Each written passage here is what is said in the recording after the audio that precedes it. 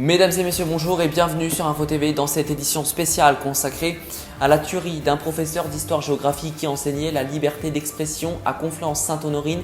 Il a été décapité devant son collège à 17 h ce vendredi 16 octobre.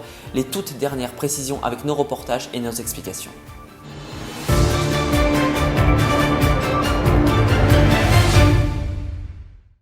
Il avait montré des caricatures de Mahomet à ses élèves durant un cours d'éducation morale et civique. Il y a 11 jours, Samuel Paty, 47 ans et père de famille, a été décapité hier devant son établissement scolaire.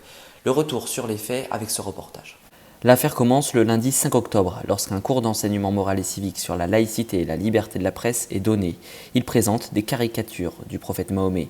Le 7 octobre, un message Facebook d'un parent d'élève demande une mobilisation contre le professeur. Sa fille aurait été choquée lors du cours et n'est pas sortie de la salle. Le 8 octobre, un rendez-vous avec la principale du collège est ordonné, avec un ami connu des services de renseignement ainsi que le même parent d'élève du 7 octobre. Le 8 octobre soir, une vidéo YouTube pour dire stop à cet enseignant est postée sur le réseau social et ne sera pas supprimée.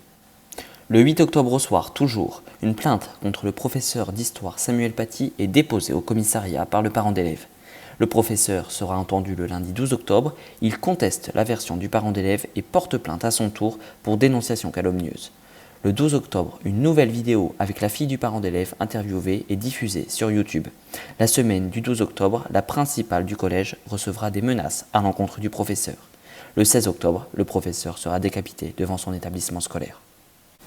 Comment a-t-on pu en arriver là? Aujourd'hui, c'est la sidération qui prédomine dans la commune. Les explications avec notre reportage.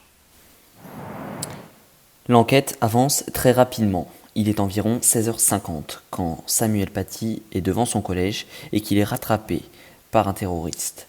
L'homme a un couteau, mais également un pistolet type airsoft avec des billes dedans. Il décapite le professeur et le blesse violemment à la tête. À 17h04, la police municipale, accompagnée de la police nationale, sont prévenus et se rendent sur place. Ils abattent l'assaillant de 10 tirs après de nombreuses sommations. L'enquête doit également déterminer le rôle des parents qui avaient signalé le cours, ainsi que le rôle du père d'élève qui avait déposé une plainte il y a quelques jours. Le parent d'élève avait également posté la vidéo le 8 octobre, vidéo YouTube pour dénoncer le cours. Il est aujourd'hui en garde à vue. Un ami du parent d'élève est lui aussi en garde à vue et était connu des services de renseignement. 9 gardes à vue sont aujourd'hui en cours et 4 perquisitions ont eu lieu durant la nuit de vendredi à samedi. Le profil du tueur se dessine petit à petit. Il est né en Russie en 2002, il est d'origine tchétchène. Il est connu pour des faits de violence en réunion réalisés en 2018 mais n'avait pas de casier judiciaire. Des perquisitions ont été menées cette nuit à son domicile situé à 80 km du drame à Évreux. Ses parents, son petit frère de 17 ans et son grand-père sont également en garde à vue. Il avait écrit son message de revendication aux alentours de midi, soit 5 heures avant l'acte de barbarie. Il avait également une photo de Samuel Paty et a demandé aux élèves d'identifier leur professeur d'histoire devant l'établissement scolaire. L'indignation nationale est très forte. La victime, étant un professeur de l'éducation nationale, était père de famille de 47 ans. Il enseignait au collège du Bois d'Aune depuis 4 ans. Il avait montré des caricatures du prophète Mahomet le 5 octobre, soit 11 jours avant son assassinat. L'enseignant, sur conseil de sa principale, n'avait pas pris sa voiture pour se rendre à son travail, mais avait changé ses habitudes. Il passait désormais par une zone pavillonnaire et non plus par la forêt qu'il aimait tant, en raison de la menace.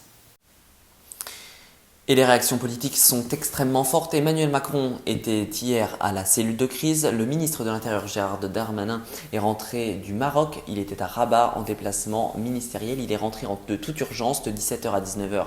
Il a pris donc un avion et est donc arrivé à 19 h à la cellule de crise du ministère de l'Intérieur, place Beauvau, dans les sous-sols du ministère, afin de faire un point très complet sur la situation avant qu'Emmanuel Macron se rende sur les lieux, accompagné de Jean-Michel Blanquer qui lui aussi s'est exprimé ce matin. Écoutez.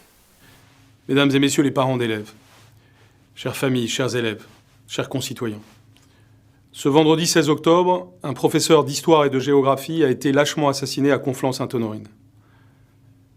Ce matin, je pense à lui, je pense à sa famille, je pense à ses proches, à ses amis. La classe politique condamne vivement l'acte de barbarie.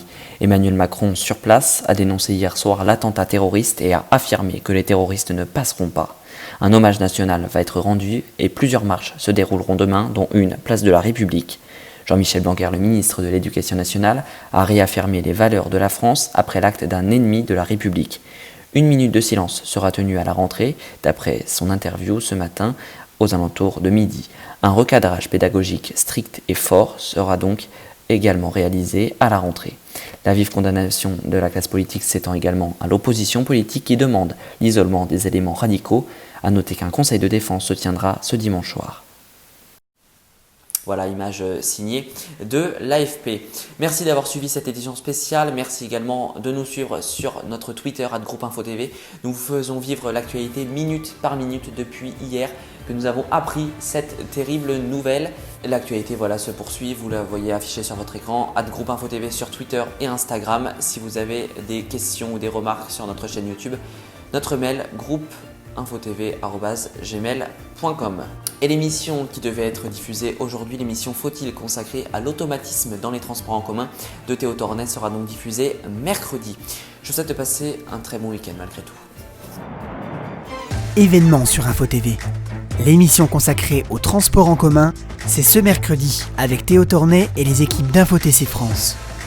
Pour tout savoir sur ce domaine si proche du quotidien de millions de Français, avec des questions et des réponses. Info TV, 100% actualité et digitale.